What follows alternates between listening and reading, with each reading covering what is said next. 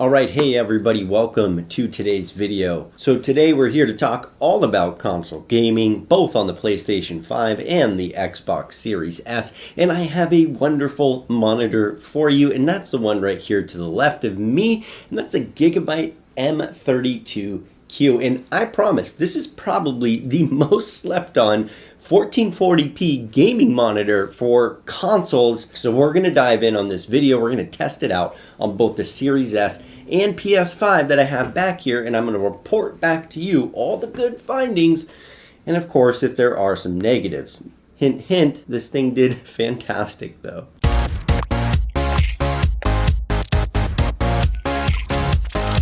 So I will be releasing a full review on the channel that goes in depth on the motion capability, the pixel response rate, the color calibration. So subscribe to the channel if you want to see that when it drops. So let's jump in a little bit of the specs behind it. On top of being 1440p, it is 32 inches in size. It has a 165 Hz refresh rate. It is only HDMI 2.0, but that's all you need in this scenario. It is HDR400. It is a FreeSync Premium. It of course features auto low latency mode and variable refresh rate for your consoles. So right now, I just want to jump into how well this performed, and we're going to start with menu and setup, starting with the Xbox Series S, and then jumping over to the PS5 and see what it takes to connect this bad boy and get going as soon as you take it out of the box. So one thing you'll notice is when you plug this monitor in and fire up the Xbox, it is actually going to automatically detect the display and tell you that auto low latency mode is available. And that's a huge plus because not a lot of monitors out there right now support the full auto low latency mode that this monitor does. However, I will tell you that in order to unlock 1440p 120 Hz, you do still have to jump in and uncheck the allow 4K in the video and fidelity settings. Quick hint, if it doesn't automatically allow you to choose those, you'll want to go into general video and fidelity overscan, change your color depth to 8-bit, and then once you select 120 Hz, you can change it back to 10-bit. Some weird restriction from Xbox just causes an issue here. Now, when in 1440p mode, you do get access to full calibration of non-HDR, so SDR calibration within the monitor. However, if you choose to stick with 4K 60 Hz or 1080p 120 Hz HDR, you do get access to additional HDR calibration menus within this Gigabyte menu. There's about 4 different calibration tools that you can utilize, and that's actually a very unique feature to this monitor. Most monitors will not have additional HDR calibration, or at least to the extent that this one does. Now, the PlayStation 5. Wow. Well, I mean, I was shocked. This monitor was set up to be used on the PlayStation 5.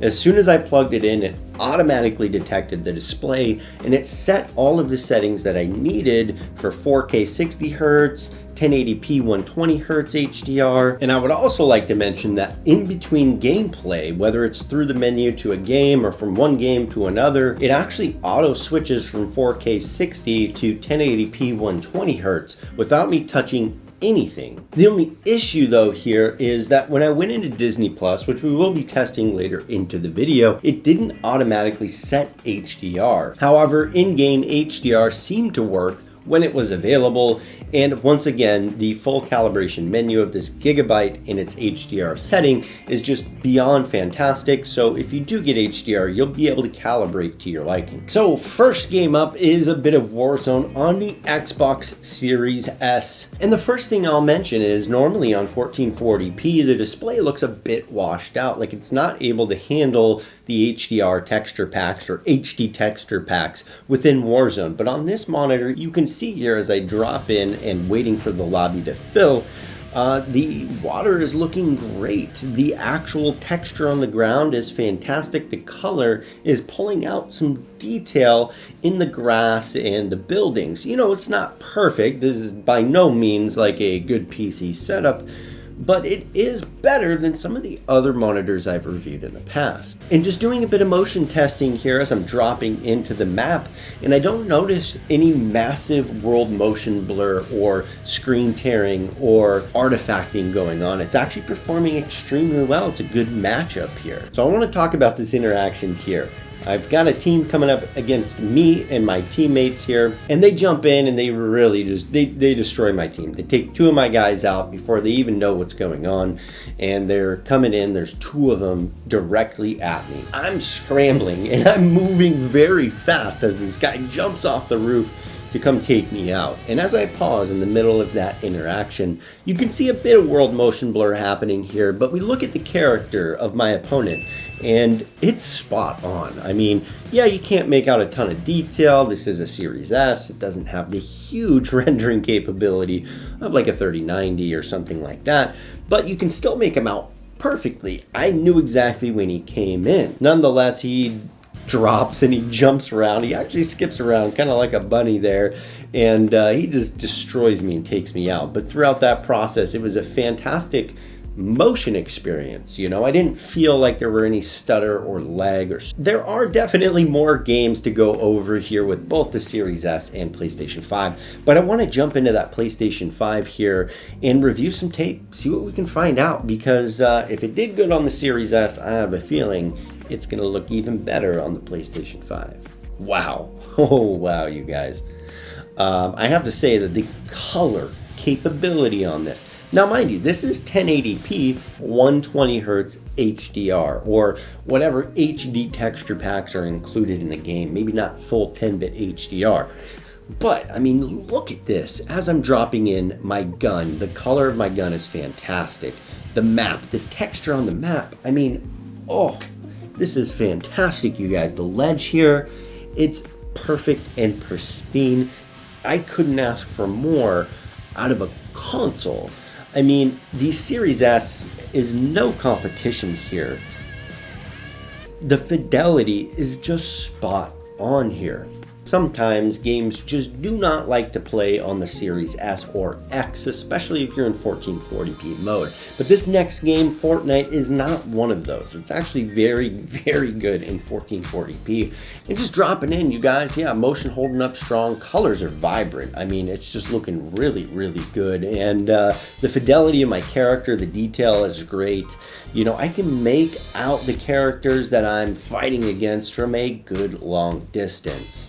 So with the PlayStation 5, I do not have Fortnite installed, and I don't plan to install it. I wanted to play a game that was similar but different, and that's where Rocket League comes into play. We can do 1080p, 120Hz, and the colors and the motion and the ease of use are actually very similar to Fortnite. It's a fairly easy game on the actual hardware of the PlayStation. It has 120Hz and it has 1080p. So let's fire up a little bit of Rocket League, see if we can't have some fun here. So Rocket League actually auto switched to HDR within the game, which is fantastic. That's exactly what the PlayStation should be doing, and this monitor should be receiving that signal. Once again, I will mention that the menus on this Gigabyte monitor for HDR calibration are superb. I mean, the best calibration menus on any monitor that goes with the other Gigabyte that I've reviewed on the channel as well. It's just something that they do, it really takes the edge and beats out other monitors in its class. But even as I'm making baskets, I get thrown from the goal here. And, you know, the image retention is fantastic. There's no motion blur, there's no artifacting, there's no screen tearing happening, and the colors are holding up extremely well. And the gameplay was really smooth. I didn't notice any massive input lag or like mushiness to the controls. You know, we're talking consoles here, and that's where the technology like auto low latency mode really comes into play. And that's what this monitor offers, is that full rounded experience on console that other monitors just can't offer. But I do want to get into some HDR testing using Disney Plus, and we're going to start with the Xbox Series S. And just so you know, when you do jump into the Series S and you want to do something that's HDR, you want to get that HDR10, you do have to actually go into the video setup menus, allow 4K, change back to 4K, and make sure your HDR10 is checked as well. It's kind of a pain to have to switch between all of those different settings just to go in and watch some Disney Plus, but we're going to see if it's worth it here on this video playback and see what HDR gets us in Disney Plus. You know, I have to really say, despite all the pain and hassle to get it set up to play and display HDR, this signal, even though it's kind of taking a 4K 60Hz signal and downscaling it, I mean, the black level performance is fantastic. And I did use a bit of that advanced HDR calibration within the menus to like hype up that black level a little bit and give us a bit more brightness in the stars on this. But the ability to just do that is fantastic. You know, most TVs can't even display this level of contrast. Now it's not perfect. Don't get me wrong. There is a bit of grayness, haziness to the actual space behind the stars. But giving that extra calibration capability, I can get some of that out and still retain a bit of brightness so I can see the rest of the scene. And this right here is one of those scenes that's just really difficult for any good TV or monitor to display. And if you didn't have any calibration tools within HDR, this is what you'd be seeing in HDR, and that's it. But because we do have those tools, what I do is I go into the light and enhance, and I actually kick it up a few notches. And despite my best efforts, and even though we have those advanced calibration menus, it was still very, very dark. Now, I don't consider that a negative because I do test this in non-HDR, and without HDR on, it actually gets much, much brighter. So if you're bothered about how dark it is on a particular movie, just turn that HDR off within the Xbox menus, and it'll revert to SDR, allowing you to get a brighter picture. So maybe if you're watching through the day, or you're watching a really, really dark movie like Star Wars, you can turn that HDR off. Now, we're gonna watch the same scenes on the PlayStation 5, and I'm happy to report that the star field, the overall contrast, the black level performance here actually did really well, and the advanced calibrations once again helped out with that black level performance. Now, something interesting has happened here with the PlayStation 5. The video doesn't actually say that it's an HDR source, but the monitor itself is receiving an HDR signal. It's automatically reverted itself to 4K 60 Hz HDR. So when I go to calibrate on that same scene the Xbox had issues with, it's actually giving me the HDR calibration menus. And in fact, once I go in and change around some of the light enhance and other capabilities, I feel like the overall display, the black level performance, and the detail that we're able to pull out in the dark areas is just a tad better on the PlayStation 5. It's not night and day, and I would still tell you if you have issues, maybe use standard dynamic range, but it did do a little bit better. Now, a little bit further into that scene, it actually gives us a little bit of a brighter scene here, and that's when the stormtroopers come in and they're ordered to shoot everyone there, and of course we meet Finn. And as we see here, it's actually doing a fantastic job with contrast. There's a lot of dark area, there's all this smoke, there's these stormtroopers coming in, there's rocks, there's shadows, there's lasers going all over the place, and no matter how complex this scene is, the M32Q is holding up extremely strong here. And this is the most I could ask out of a 1440p monitor right here in this scenario. I've not seen it done better, even watching on 4K monitors. The lighting panel is doing its job, the actual processing behind the video rendering is looking good, and the color is accurate, while the black level performance and shadow detail in a dark movie and scene like this are holding up extremely strong. So jumping right into the downsides, let's talk about the Xbox Series S and X. Now, just compatibility wise, it is really good. The first downside is going to be the fact that with the Series S and X, you're still going to have to go into the menus to change around whether you want 4K, 1440p, or 1080p in 60 Hz and 120 Hz and HDR. And that's really just an Xbox issue, not the monitor issue. But it would be nice if we had a handshake between the two that allowed that auto switching to take place. The other part that I didn't really like on the Series S is the fact that you did have to change, or at least I had to change, from 10-bit to 8-bit to get that 1440p 120 Hz to activate. It's a bit odd considering when you plug it in, right away it knows exactly what display you have in, so you'd think it would recognize that it can do full 10-bit 120 Hz 1440p over HDMI. Now, this is kind of a downside for the monitor in general, not necessarily the console or the games, but it's the fact that it's 32 inches in size, and you need a lot of desk space in order to accommodate the full size of this thing. Now, the last downside on this monitor is kind of unique.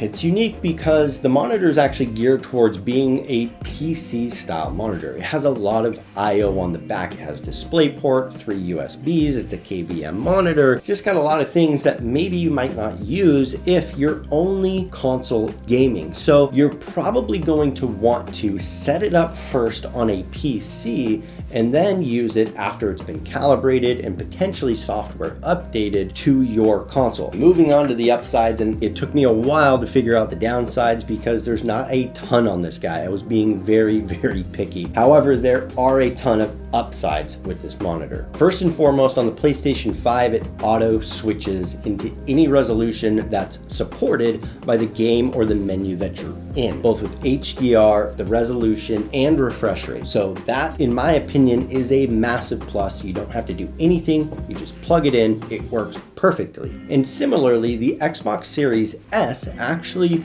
auto-detected that it was capable of using auto low latency, and the only problem there was the fact that I had to do some changes to the settings to get 1440p 120Hz. Otherwise, 1080p 120Hz HDR was perfect. Same with 4K 60Hz HDR. The second is going to be the fact that you get a fantastic calibration tool built into the menu, especially when using HDR games. That's something not many monitors offer. Now, another notable mention is the fact that the Series S has full VRR capability on this monitor, making it just perfect for any game that you want to play. One of the biggest reasons that I think this is a perfect monitor for console gaming is that both in SDR and HDR, you get fantastic color and display calibration menus. I've said that a ton throughout the video, but I cannot stress it enough. I plugged in many monitors that don't allow full calibration or even partial calibration in HDR. This monitor takes the edge over many monitors, and that might even include the LG GP83 that I reviewed and considered and regarded as my top pick until probably now. Now, some other notable mentions would be the fact that this guy is fully featured. The stand itself allows you to rotate, pivot, swivel, tilt, height adjust, and that's just added kind of cherry on top to the whole kit that you get. So as we get to the recommendation, and I reiterate all of those benefits I just mentioned, there's probably 10 I didn't mention. And if you're using an Xbox Series S or X or a PlayStation 5 and you are looking for 1440p 120Hz or 1080p HDR 120Hz or 4K 60Hz downscaled, this Gigabyte M32Q has to be on your list. I mean, it has to. If it's not in your top 2, then you're looking at the wrong monitors. And this is about as fully featured as it gets for both. And the price isn't terrible either. It's about $450, which puts it in line with the LG GP83, which seems to be one of the most popular console gaming monitors out there. I will at least compare so you guys can see those two side by side and get my feedback on it as someone who's tried them both out first person. So if you want to see that video, definitely hit the subscribe button below. Like this video if you made it this far in the video, and share the channel with your friends. Let them know what we're doing here. I've been putting out tons of monitor videos, reviews, comparisons, versus videos, calibration guides. I mean, the list goes on, and I only plan to do more and more in 2022, which leads me to tell you that I will be posting up a few 4K videos using the PlayStation 5 on 4K HDMI 2.1 monitors, both the G78, the Gigabyte M32Q, and then I believe I have a third there. I did also just do a video on the Scepter C32 Nebula. That is another 1440p display.